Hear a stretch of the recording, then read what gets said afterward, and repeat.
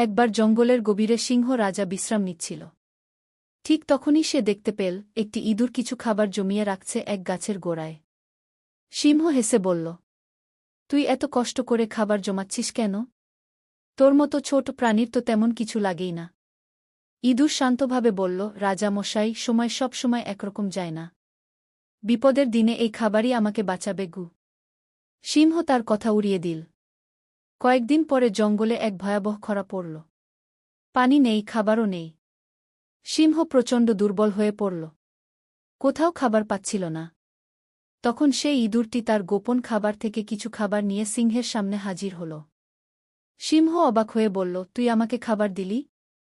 ইঁদুর বলল, আপনি আমাদের রাজা, আপনি সুস্থ না থাকলে পুরো জঙ্গল বিপদে পড়বে। আপনি একদিন আমার কথা বিশ্বাস না করলেও আমি আপনার দায়িত্ব বুঝি গিয়ে। সিংহ লজ্জিত হলেও কৃতজ্ঞতা প্রকাশ করল।